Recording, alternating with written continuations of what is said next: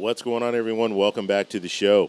So, I'm going to do something a little bit different today. We are out at sea, and we're going to be at sea all day. So, I want to read a comment, and I want to talk a little bit about this. And this is an excellent comment, and this is by Kenneth. And he writes, private conversations between and let me actually preface this before we get into it. So I posted a few videos actually, where we were listening to Congress people talk about the fact that they they're not meeting, they're not talking, they're not negotiating. And one of the criticisms that I had is that they can just go next door. Their offices are all on the same floor. They can go next door, they can have a conversation. And Kenneth brought up a good point when it comes to things being on the record. And I want to go even further than what Kenneth is saying in this comment, because this really shows you where we are in politics and where we are when it comes to politicians working together and trying to get things done. So let me read the comment first. Okay, and Kenneth writes, private conversations between or among representatives and or senators are not part of the public record. A commission, as you mentioned, can be made up of various people and they become part of the public record. The public record is extremely important because lawmakers use it to make points during their campaigns. With no public record of a conversation, a lawmaker has no evidence to show the viewers. Also, the media, such as it is, use the public record to fact-check, test lawmakers. Okay, so Kenneth, very, very good observation there, and I would agree with you pretty much, I'll say 95% of what you're saying. Now, when it comes to a public record, that is important.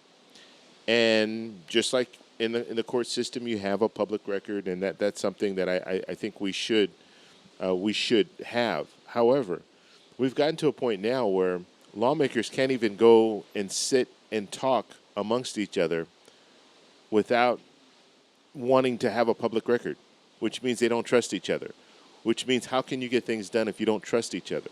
And I think that's the main point here. You have lawmakers that will say one thing, and then they'll go, to the public and go to the public record, and then they'll say something entirely different. And so how do you negotiate with people like that? How do you work with people like that? Just think if this was someone in your job, you're working side by side with that person, and they say one thing and then they do something else. Just think of how bad that would be and how you would never get anything done because you couldn't trust each other. And so I think we need to get back to the 80s where you saw lawmakers actually getting together and hashing out deals and negotiating and things like that back in the day of Tip O'Neill and Ronald Reagan, where they would work together in order to get things done. We don't see that anymore. And it's gotten so bad now where everything needs to be on public record. That's a huge problem. This is the circus that we're looking at right now when it comes to Congress, and it's not getting any better. And when you look at programs, serious programs like Social Security, and you have politicians that are unwilling to just sit down and talk with each other and try to get something done, I mean, it's terrible. Okay, and we should never be in a situation, and I said I was 95%. I agree with what you're saying. The only thing that I don't agree with is the fact that you have politicians doing this just for their campaign. Okay, and I know this is not you; you're just relaying the information, but you have politicians doing this just for political gain. So they want to be on public record just for political gain, so they can say, "Look, this is what I supported. This is what I wanted to do." But the reality is, get work done. If you get things done, then your record will show for itself. You don't have to have a public record to say, well, this is what I wanted. If you get it done, then guess what? Then your constituents will see that you've actually gotten something done. And so that's all I have to say about this. It's really interesting because I don't know how we got to this point where we are right now in this political arena, but it needs to change. It obviously does, because this is not good for our democracy. We have politicians that are just, fighting each other, and they're doing nothing. And they're in opposition just to be in opposition. Not because it will, let's say you have a proposal that's out there that will help the American people. And I give this example all the time. Social Security 2100 Act would help the vast majority of the American people. But guess what? You have politicians that will be against it just because the author of the proposal is a Democrat. And that's where we are now. It's not about helping the people. It's just about opposing the other side by all means necessary. And that's the huge problem that I see right now. And it's not getting any better. And even to go a step further, when we start to look at misinformation and stuff that's out there, I've heard a lot of misinformation about Social Security, a lot of misinformation about people who are not legally in the U.S. being able to get Social Security benefits. That is completely untrue.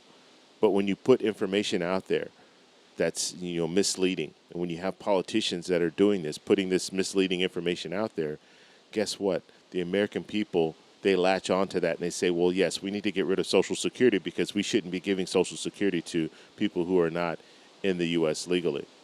And that's not happening. It can't happen. The system does not provide for that. You have to work in order to receive benefits. You have to work at least 10 years, earn your credits in order to receive Social Security benefits. Or you need to be a survivor or a spouse in order to receive benefits. But you have to be a spouse for 10 years. So you can't just come over to the country, and marry someone and now automatically you're getting spousal benefits. There's certain rules that you need to meet in order to receive Social Security. So we're just not giving Social Security to people. So I just wanted to talk a little bit about that. I just thought it was very, very interesting because, Kenneth, yes, I agree with you. I agree with most of what you're saying. And that's the sad part of the whole situation, that politicians can't even talk anymore without saying, oh, we need to put this on record because I can't trust you. So we're in a situation where things will not get done because politicians don't trust each other. Just like we saw the immigration bill that they were trying to put forward to tighten up our border and all of that. You had Senator Langford sit down, talk with his colleagues, try to, put this proposal together and actually put a proposal together. And then once he got that proposal together, it was bipartisan, then you started to see some of the Republicans pull away from that bill. And they pulled away from that bill because former President Trump said, no, we don't want to solve the border issue right now. Because if we solve the border issue right now, that would be a win for Biden.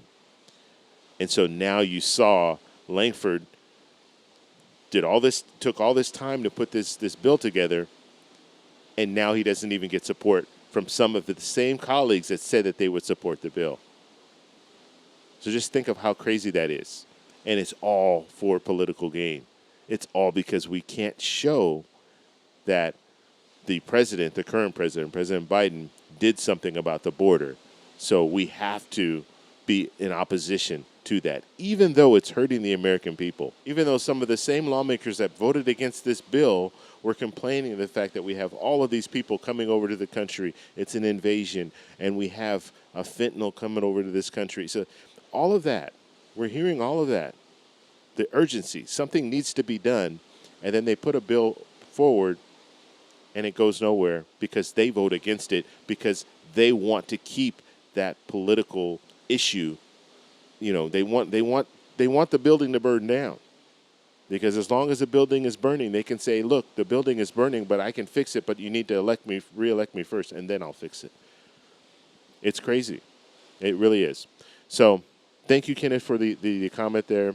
And I want to know what you guys think, so let me know in the comments below. If you like this video, please give me a thumbs up. Please subscribe for more, and I'll talk to you in the next one. Bye.